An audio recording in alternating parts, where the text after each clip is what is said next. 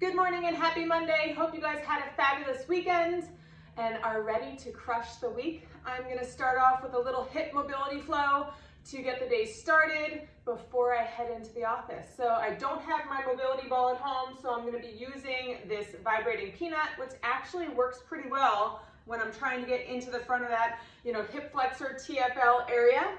So I'm just getting on my belly and going to do some breathing while I'm mobilizing the front of the hip. So thinking about finding those tender spots, be mindful when you're getting in like the front of the groin area.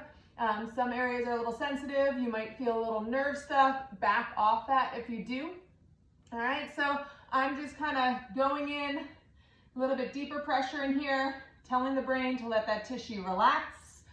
For all you guys that are going to be sitting at a desk today, hopefully you guys are taking little breaks and getting up. But one is just trying to open up the front of the hips. All right, so going in, getting a little knee flexion to put that tissue on stretch, up on my elbows to get a little hip extension. You can even squeeze the glute in there to extend it a little bit more. On that, I'm going through, and you can let the foot fall out. Work on some internal and external rotation while I'm on the front rotators of the hip. All right, they are a lot deeper, but we can tap into those by just deeper pressure on the fascia and tissue above that area. All right, so going in, there's a spot here getting towards that TFL for me that's super tender. So I'm just gonna spend some time here. I can work my way around. For you guys too that wanna work on more hip rotation and that rotational mobility in the hip, especially for all my golfers and rotational athletes. If we don't have good mobility in our hips, we're gonna have to get it from somewhere else. Could that be why the back hurts? Could that be why the knees hurt? So working on a mobility segment here in the hip, getting into this on the back of the butt, and I'm just bringing my knee up and down, going through rotation while I have some deeper and slower pressure in there. All right, so spend a few minutes here working your way around the hip. Go ahead and then switch, do it on the other side. Then best thing to do after you just gained a little range, hopefully from letting the tissue relax, is going through just some dynamic movement and owning that range. All right, so once again, working on those rotators, working to the side, and now getting in to those hip rotators or external rotators on the back side behind that greater trochanter, that hip bone you feel right on the lateral side of the femur. All right, so spend a couple minutes there, really working on finding those spots. If you find one that's a good one, like right here, there's a spot for me. I'm just gonna take a couple breaths in, trying to breathe down into the pelvis. So down lower, and then on that exhale, let it just sink in more. Breath in, and then on that exhale, let it sink in. You can even go through some knee motion. Ooh, I found a spot while you're on there. All right, now I'm just gonna get into a little bit of a hip flow while I'm here. If you can't get into this position, put a pillow or something behind your back and your butt so you don't go all the way down. All right, so work with the range you have. Try to get to that end range without pain. Stretching is okay. Sharp pain I don't want to see. All right, so work into that. Then we're going to turn and try to fold over. All right, that is not as much of a stretch for me as if I bring this leg up to about a 90 degree and then just try to hinge over it, because I can fold over it and that's more coming from my back. All right, so try to keep upright in here and more just hinge from the hip. Feel a good stretch in there. I can even try to, while I'm in here, push the knee down into the floor and then relax. Push into the floor and then relax. We can even try here, lifting up my heel, which is really hard. That's gonna be an external rotator there. If I push down, it's gonna be more of the internal rotators. Back leg here, no problem going that way, no problem coming up. But when I'm in this front position, it's gonna be a little bit harder. So from here, actually a little bit easier for me to lift that heel and ankle up on the right side than the left. And I have a history of some nerve stuff on this side, so I have some work to do on this side.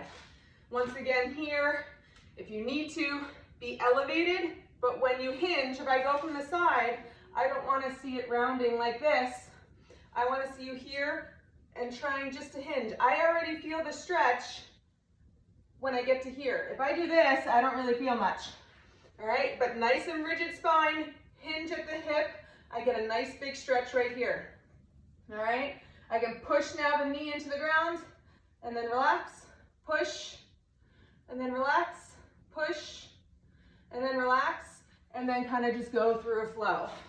All right, so let's just try to keep it simple today with that, seeing how we can get into these positions. Can we then switch and go side to side? Keep a nice rigid spine and just hip hinge and back, hip hinge. I feel so much more of a stretch in the hip if I keep the back more stable. All right, and lumbar spine should be stable. A lot of times we feel stuff in the back because we're not getting that mobility in the hip. All right, so little external rotation, groin stretch here for you guys. You can use those elbows. If you just hinge, I feel a lot more of a stretch versus a collapse. So let's make that the theme for any type of glute, hip, rotators, groin stretch. Let's work on that hip hinge to get more of a stretch, but then of course following it up with some dynamic movement. So if we just did a nice passive groin stretch, I'm going to want to get in and do a little bit more of a dynamic stretch, because we need to let the brain know this new range, we need to learn to control it. All right, so you can get in, do a groin stretch here. Remember, hinge, keeping that spine nice and stable. All right, I did some glute hammy extensions probably 4 days ago, and I'm still feeling them. So good stretch there for me. Let's get in. We can get in and work on thoracic rotation while we're here, but just going ahead and getting a full body flow, getting in, bringing the foot down, getting a nice hip opener, hip rotation on the other side, switch, open, come back down, here, flex, go through. So do what feels best for you.